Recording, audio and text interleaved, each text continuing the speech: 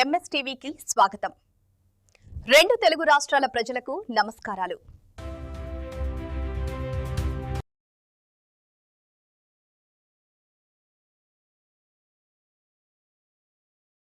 Welcome to MS media. ఈరోజు రాఘవపట్నం గ్రామానికి వచ్చాము. ఇక్కడ సర్పంచ్గా రామ్మోహన్ రావు గారిని కలవడానికి వచ్చాము. నమస్తే సార్. నమస్తే. చెప్పండి సార్, మీకు కాంగ్రెస్ తరపున టికెట్ ఇచ్చినందుకు, గెలిచినందుకు మీరు ఎలా ఫీల్ అవుతున్నారు? అదేవిధంగా గ్రామ ప్రజలకు ఏ విధంగా మీరు సమాధానం చెప్తున్నారు? అందరికీ ధన్యవాదాలు. సీతక్క గారు నన్ను నమ్మి టికెట్ ఇచ్చినందుకు సీతక్కకి పాదాభివందనాలు. అలాగే నన్ను గ్రామస్తులు కానీ, గ్రామ ప్రజల యూత్ కానీ, చిన్న పిల్లలు పెద్దలందరూ కానీ నన్ను ఏకగ్రహం చేసినందుకు అందరికీ పాదాభివందనాలు. చెప్పండి సార్, మరి గెలిచిన తర్వాత గ్రామానికి మీరు ఎటువంటి అభివృద్ధి కార్యక్రమాలు చేస్తున్నారు? అక్క ఏ విషయమైనా స్పందిస్తుంది. ఫోన్లోనే మాట్లాడే అక్కతోని. సీతక్క అంటే నాకు చాలా ఇష్టం. సీతక్క ఏ ఫోన్ చేసినా, ఎంత బిజీగా ఉన్నా నా ఫోన్ లిఫ్ట్ చేస్తుంది. నాకు ఇప్పటికి వచ్చేసి మెయిన్ రోడ్డు 8 కోట్ల రోడ్డు ఇచ్చింది, పెద్ద రోడ్డు బ్రిడ్జి. అలాగే నేను సర్పంచ్ కాకుతుండే మా గ్రామానికి బ్రిడ్జి కొట్టుకోకపోతే 40 లక్షల ఫండ్ తీసుకొచ్చా. అలాగే సమ్మక్క గుడికి 5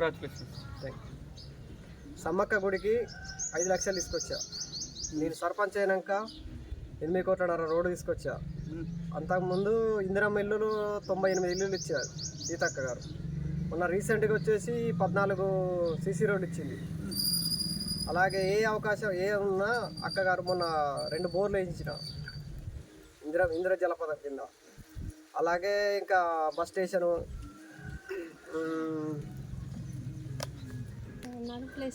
గారు ఈ ఊరిని దత్త తీసుకున్నారు. అలాగే బస్ స్టేషన్ కానీ, బోర్లు కానీ, ఏది ఉన్నా కానీ నాకు అన్నీ చేసి పెడతా అన్నది. ఈ ఊరిని మోడల్ విలేజ్గా తీర్చిదిద్దడానికి నా వంతు కృషి చేస్తానని సీతక్క గారు చెప్తున్నారు. రాజకీయంలోకి మీరు దేనికి వచ్చారు చెప్పగలుగుతారా? ఊరు చిన్న పల్లెటూరు. ఇంతకుముందు ఈ తెలంగాణ వచ్చిన 10 ఏళ్ళ నుంచి వెళ్ళి అభివృద్ధి ఏమి జరగలేదు. యూత్ అయితే అభివృద్ధి చేస్తారు అని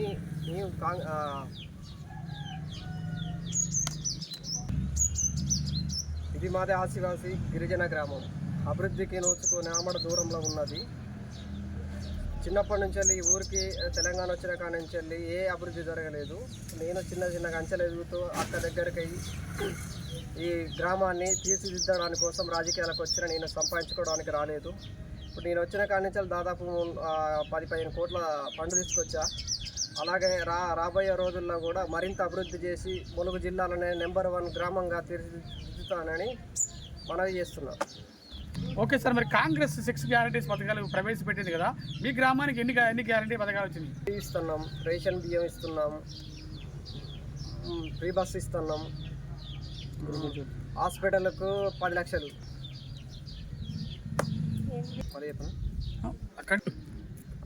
కరెంటు ఫ్రీ ఇస్తున్నాము, రేషను, ఆరోగ్యశ్రీ 10 లక్షలు ఇస్తున్నాము, గ్యాస్ బండ్ 500కే గ్యాస్ బండ్ ఇస్తున్నాము. తిరిగి మళ్ళీ 2029లో కాంగ్రెస్ పార్టీ అధికారంలోకి వస్తుందని అనుకుంటున్నారా? రేవంత్ రెడ్డి గారి ప్రభుత్వం చాలా బాగా వచ్చేస్తున్నది. మంచి పథకాలు తీసుకొస్తున్నది. మళ్ళీ వచ్చేది మా కాంగ్రెస్ ప్రభుత్వమే. నీళ్ళు 2020 జూన్ నుంచి వెళ్ళి స్టార్ట్ అవుతుంది. ఏ పేదలు ఉన్న అర్హతలు ఉన్న అందరికీ ఇల్లు ఇస్తారు. తప్పకుండా రేవంత్ రెడ్డి ప్రభుత్వం మంచిగా చేస్తున్నది. రాబోయేది కూడా మా కాంగ్రెస్ ప్రభుత్వమే. ఇంకా 2 ఏళ్ళు ప్రభుత్వం ఉంది కాబట్టి 2.5 ఏళ్ళు తప్పకుండా ఉన్నాయి. మొత్తం 6 గ్యారంటీలు కంప్లీట్ చేస్తామని నాకు రేవంత్ రెడ్డి గారికి, సీతక్క గారికి నాకు టికెట్ ఇచ్చినందుకు నా ఊరు తరఫున ప్రత్యేక ధన్యవాదాలు. రాఘవపట్నం సర్పంచ్ రామ్మోహన్ రావు గారు చాలా చక్కగా చెబుతున్నారు.